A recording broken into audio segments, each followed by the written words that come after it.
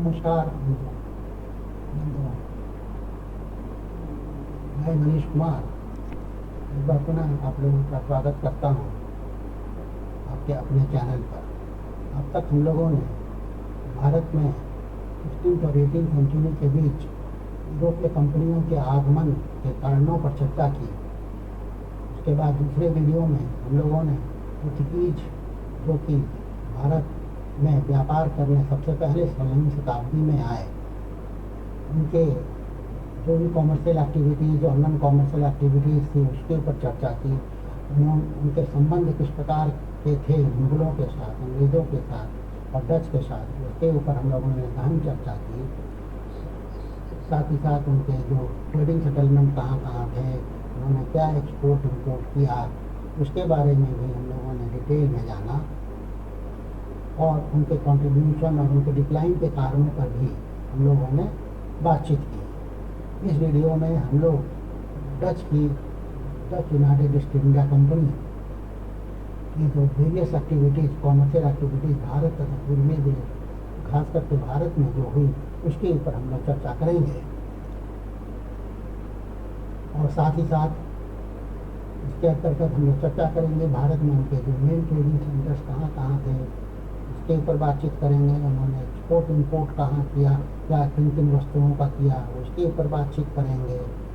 और डच का अंग्रेज़ों के साथ तथा पोर्तुगीज़ के साथ किस तरह का संबंध था, उसके ऊपर भी चर्चा करेंगे, क्योंकि ये तीनों डच, पोर्तुगीज़ और अंग्रेज़ ये तीनों ही कॉम्पिटिटर थे भारत में कॉमर्शियल एक्टिविटीज़ का, जहाँ तक सवाल है।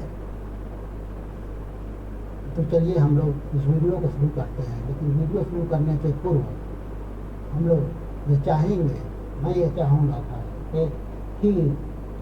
आप वीडियो को शुरू से लेकर आखिर तक देखें। अगर कंटेंट समझ में आता है तो उसे लाइक करें, शेयर करें और सब्सक्राइब करें। साथ ही बेल आइकन के बटन को प्रेस करना ना भूलें। चलिए हम लोग अब वीडियो को शुरू करते हैं। जब तक पुर्तगाल 16th सेंचुरी में उसका दबदबा था भारत के समुद्री मार्ग के ऊपर, तब तक भारत के साथ कोई अन्य पश्चिमी यूरोप के देश व्यापार करने में सक्षम नहीं थे। लेकिन जैसे ही स्पेन की हार 1588 में आर्माडा के स्पेनिश आर्माडा की 1588 में ब्रिटिश नेवी के हाथों हार होती है, तब समुद्री मार्ग जो भारत की ओर आने वाला समुद्री मार्ग जो है वह पश्चिमी यूरोपीय देशों के लिए भी खुल जाता है। और इसके बाद से अंग्रेज और डच व्यापारी जो हैं केप ऑफ गुड होते हुए भारत आते हैं और यहाँ की व्यापार की रेस में वे भी शामिल हो जाते हैं। भारत में डच ईस्ट इंडिया कंपनी ने व्यापारी गतिविधियों का संचालन किया, जिसकी स्थापना 1602 में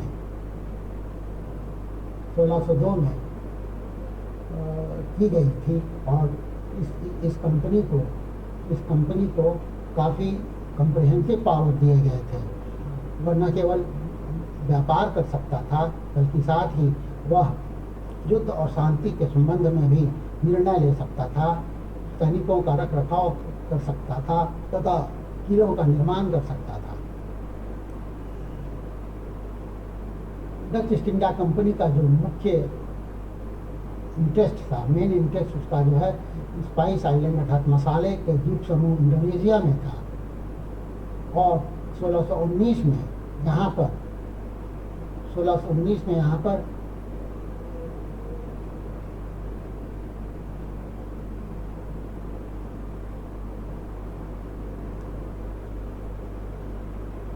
पीटरसन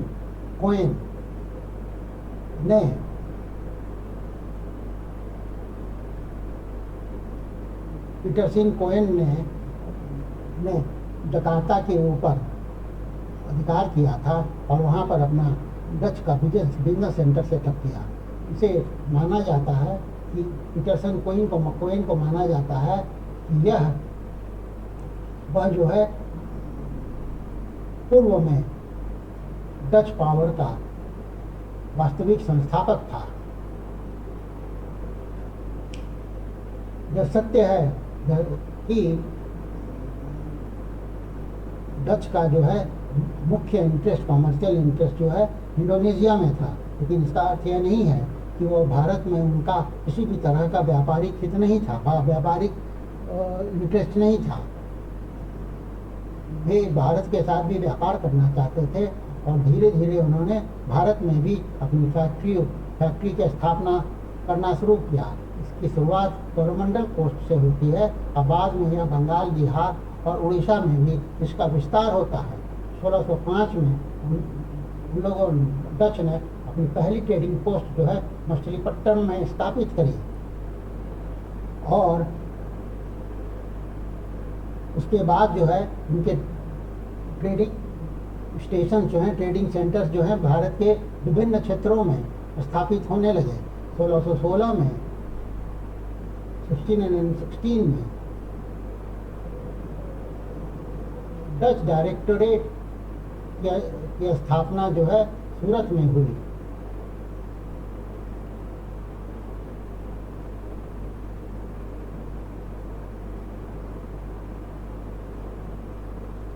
डायरेक्टोरेट की स्थापना सूरत में हुई और यह 1616 से लेकर 1825 तक यह ऑपरेशनल रहा।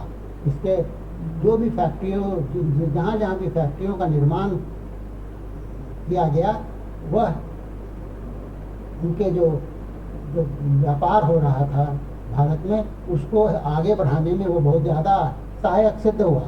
कोरोमंडल कोस्ट में इनके जो फैक्ट्री थी वह थी मछलीपट्टनम, टेंगापट्टम और पुलिकट में।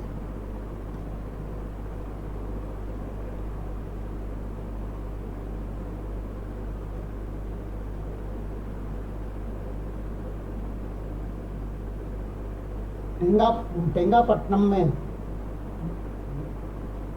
फैक्ट्री की स्थापना जो है 1610 में हुई।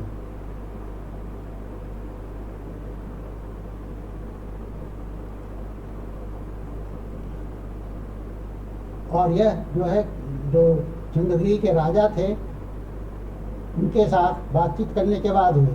उसी तरह से 1610 में ही पुलिकट में डच ने अपनी फैक्ट्री स्थापित करी। 1610 में ही यहाँ भी फैक्ट्री स्थापित करी, और वहाँ एक किले का जो निर्माण किया गया उसका नाम रखा गया फोर्ट गैलरिया। नागापट्टनम में 1659-60 में नागापट्टनम में 1659-60 में फैक्ट्री की स्थापना की गई।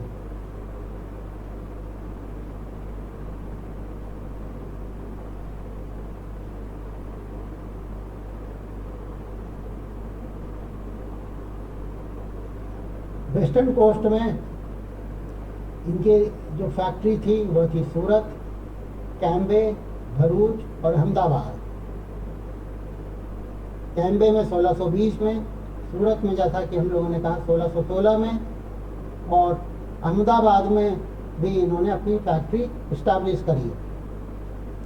बंगाल में इनकी फैक्ट्री थी पटना, ढाका, उदयगंज, सिंहसूरा, कासिम बाजार, बालाकोर और बड़ा नगर। मालाबार कोस्ट में, कोचीन में इनका जो है बिजनेस सेंटर था।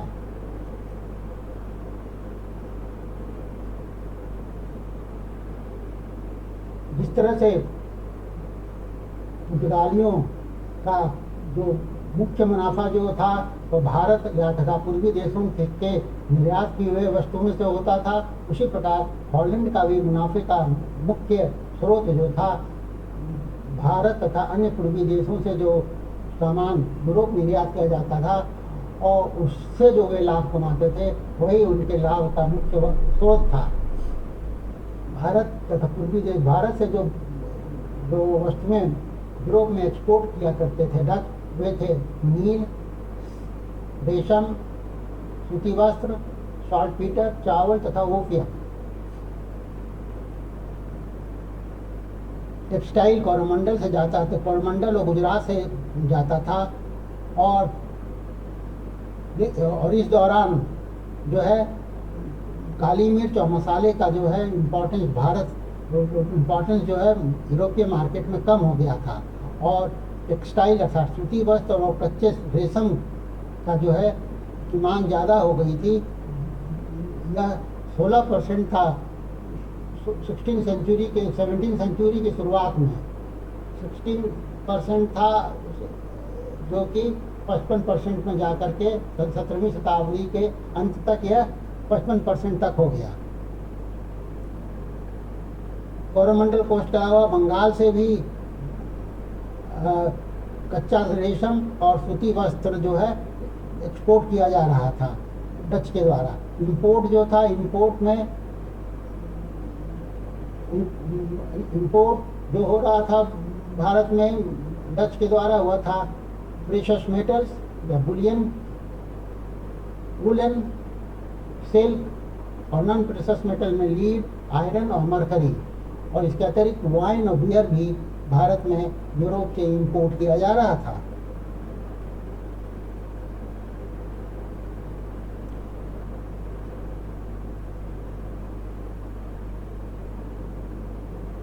अब हम लोग बातचीत करेंगे कि भारत में डच और पुर्तगीज के बीच में किस तरह का संबंध था।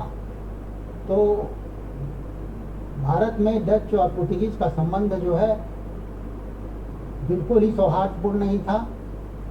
डच का मेन उद्देश्य भारत में था पुर्तगाल को भारत और तथा अन्य पूर्वी देशों से बाहर खदेड़ना, निष्कासित करना, क्योंकि पुर्तगाल जो है स्पेन का मित्र था और ये स्पेन यूरोप में डच स्वतंत्रता का दुश्मन था। दूसरा कारण यह था कि डच पूर्व में मसाले के व्यापार में अपना एक अधिकार स्थापित करना चाहता था। इन दो कारणों से डच की नीति थी भारत में, भारत तथा पूर्वी देशों में, कि डच पुर्तगीज को यहाँ से बाहर निकाल दिया जाए, उनको निष्कासित किया जाए। इसी पॉलिसी को ध्यान में रख करके 1605 में डच ने पुर्तगीज को अम्बुआना में हराया और 1636 से 39 के बीच में लगातार डच ने पुर्तगीज के ऊपर गोवा में आक्रमण किया। 1641 में पुर्तगीज से मलक्का पर अधिकार कर लिया और 1658 तक डच ने पुर्तगीज के जितने भी सिलोन में बिजनेस सेंटर्स थे उन सारे के ऊपर उसने कब्जा कर लिया। इसी प्रकार उसके बाद जो है मेगापट्टनम पर, जो मद्रास के नज़दीक मेगापट्टनम में भी पुर्तगीज से डच ने अपने अधिकार में ले लिया और 1671 में पुर्तगीज ने उसी प्रकार मालाबार कोस्ट में जितने भी पुर्तगाल के किले थे उन पर भी इन लोगों ने अधिकार कर लिया। इस प्रकार हम देखते हैं कि डच ने पुर्तगीज को दक्षिण पूर्व एशिया तथा भारत के बहुत बड़े भाग से इन्हें निष्कासित करने में सफल रहा। इसके बाद हम लोग बातचीत करेंगे एंग्लो डच राइवलरी। ये राइवलरी जो है अंग्रेज और डच का राइवलरी भारत में बहुत ज़्यादा पुर्तगीज और डच के राइवलरी से भी ज़्यादा तीव्र था। इसका कारण यह था कि स्टुअर्ट्स और क्रॉमवेल के समय में डच और अंग्रेजों का संबंध जो है काफ़ी खराब हो चुका था और इसका कारण यह था कि इस समय दोनों के बीच में आर्थिक प्रतिस्पर्धा, इकोनॉमिक कंपटीशन जो है बहुत तीव्र था। दोनों इंग्लैंड और नीदरलैंड चाहते थे, इंग्लैंड और नीदरलैंड दोनों ही उस समय जो है उभरते हुए सामुद्रिक शक्ति थे। दोनों चाहते थे कि वे जो जहाँ से ज़्यादा वैसे ट्रेड रूट्स जहाँ से ज़्यादा मुनाफा कमाया जा रहा है या कुछ समय कमाया जा रहा था उस पर उनका नियंत्रण हो, और न केवल नियंत्रण हो बल्कि वहाँ उनका वर्चस्व हो, और जो मसाले, सूती वस्त्र तथा अन्य मूल्यवान जो वस्तुएं हैं उनके व्यापार पर उनका वर्चस्व हो। ये दोनों ही चाहते थे और ये सिर्फ एशिया में ही इनकी राइवलरी सीमित नहीं थी, ये अमेरिका तक इनकी राइवलरी चल रही थी। इसकी वजह से यूरोप में अंग्रेज और डच जो हैं आपस में 3 बार नावल युद्ध किए। ये था 1652 से 54 के बीच में, 1665 से 67 के बीच में और 1672 से 74 के बीच में। दोनों ही का ही एक प्रयास था कि समुद्रिक जो व्यापार के रूट हैं, व्यापार मार्ग हैं, उस पर उनका नियंत्रण हो और साथ ही साथ जो कॉलोनियल पोजीशंस है उन पर भी उनका होल्ड हो।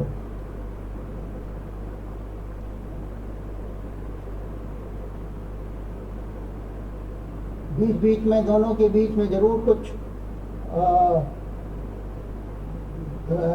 सेटलमेंट हुआ, एमिकेबल सेटलमेंट हुआ, लेकिन फिर थोड़े दिनों के बाद फिर से दोनों के बीच शत्रुतापूर्ण जो है रवैया शुरू हो गया हो जाता था। इंडिया में भी अंग्रेज जो हैं डच ईस्ट इंडिया कंपनी को उनके इंटरेस्ट के लिए, उनके कॉमर्शियल इंटरेस्ट के लिए एक थ्रेट मानते थे। और 1619 में हालांकि दोनों ही पार्टीज में अर्थात अंग्रेज और डच ने एक समझौता किया और एक साथ भारत में व्यापारिक गतिविधियों का जो है संचालन करने का निश्चय किया। अंग्रेजों को पुर्तगालियों डच ने पुलिकट ट्रेड में शेयर देने की बात की, लेकिन शर्त ये थी कि पुलिकट में जो डच का किला था और सेना थी उसका जो खर्च था, उस खर्च में वह भी अपना कंट्रीब्यूशन देगा, अर्थात इंग्लिश ईस्ट इंडिया कंपनी भी अपना कंट्रीब्यूशन देगी। इस तरह के समझौते होने के बावजूद दोनों के बीच हॉस्टिलिटीज जो है फिर से शत्रुतापूर्ण जो रवैया है वो फिर से शुरू हो जाता था। 1623 में डच ने 10 अंग्रेज तथा 9 जापानीज को अम्बोयाना में इनका नरसंहार किया। यह जो है डच घृणा की पराकाष्ठा थी, न केवल अंग्रेजों की ओर बल्कि और भी जो ट्रेडिंग नेशंस थे उनकी ओर भी उनकी जो घृणा की प्रवृत्ति डच की थी वह इसकी पराकाष्ठा थी। इसके बावजूद 1667 में दोनों के बीच एक एग्रीमेंट होता है, डच ईस्ट इंडिया कंपनी और इंग्लिश ईस्ट इंडिया कंपनी के बीच एक समझौता होता है, जिसमें ब्रिटेन मानता है कि वह इंडोनेशिया में उसके जो है व्यापारिक इंटरेस्ट, जो भी उसके व्यापारिक इंटरेस्ट हैं उसको अबेंडन कर देता है, उसको वहाँ से वह विड्रॉ कर जाता है। और इसी तरह से डच जो है भारतीय इंडियन कॉमर्स से, भारत के व्यापार से अपने आप को अलग करने का वचन देता है और वह इंडोनेशिया के स्पाइस आइलैंड में भी अपने कॉमर्स को फोकस करने की बात को मानता है। ये जो है बड़ा ही शिफ्ट था डच प्रायोरिटीज में, डच की प्राथमिकता में ये परिवर्तन था। और इसी के बाद जो है उनका प्रेजेंस जो है इंडिया में धीरे धीरे कम होने लगा। लेकिन इसके बाद भी डच जो हैं एक पोटेंशियल राइवल अंग्रेजों के बने रहे, क्योंकि वो बार बार जो कम्युनिकेशन होता था, जो भी संवाद होता था सूरत और बॉम्बे में जो दूसरे अंग्रेजों के सेटलमेंट थे उनके बीच में, उसमें वो व्यवधान उत्पन्न करता था। और साथ ही साथ इसके बाद भी उसने बे ऑफ बंगाल में, बंगाल की खाड़ी में 3 अंग्रेज जहाज के ऊपर उसने कब्जा कर लिया था डच ने। और अंग्रेज भी अपने जो भी कॉमर्शियल उनके प्लान्स थे उसको आगे बढ़ाने के लिए उन लोगों ने पुर्तगीज के साथ कोलैबोरेट करना शुरू किया, सहयोग करना शुरू किया, खास करके 1661 के ट्रीटी के बाद से, जो अंग्रेज और पुर्तगीज के बीच में हुआ था। अच्छा, एक कारण और था अंग्रेजों का, डच का अंग्रेजों के साथ जो कंपटीशन था भारत में, वह कारण यह था कि अंग्रेज जो हैं, अंग्रेज व्यापारियों को एक एडवांटेज था, क्योंकि वे प्रति वर्ष मात्र 3,000 रुपये कस्टम ड्यूटी दे करके ट्रेड कर रहे थे, जबकि डच को जो है नॉर्मल जो कस्टम ड्यूटी है वो पे करना पड़ रहा था।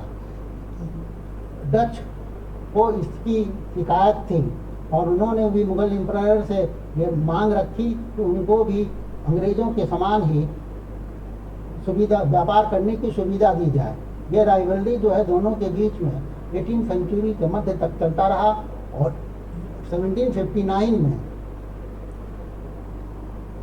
मिर्जाफर, कहा जाता है कि मिर्जाफर ने एक गुप्त समझौता डच से किया था, जिससे कि जो उस समय नवाब और बंगाल का नवाब था, जिसके अंतर्गत अंग्रेज़ों को बंगाल से बाहर करने की योजना थी। लेकिन अंग्रेज़ों को इस षड्यंत्र के बारे में पता चल गया और डच को उन लोगों ने बैटल ऑफ गुदारा की लड़ाई में बुरी तरह से क्लाइव के हाथों मात दे दी।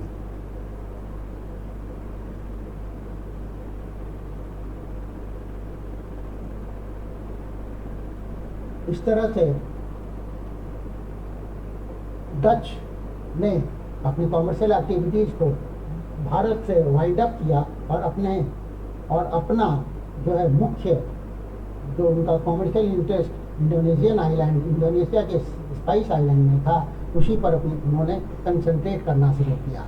लेकिन इसके बावजूद वो अंग्रेज़ों के लिए एक परेशानी का सबब बने रहे 18वीं सेंचुरी के मध्य तक, जब तक कि उनकी बेगारा में वो अंग्रेज़ों के हाथ पराजित नहीं हो गए।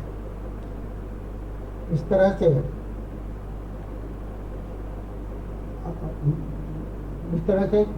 डच ने अपनी कॉमर्शियल एक्टिविटीज़ को भारत में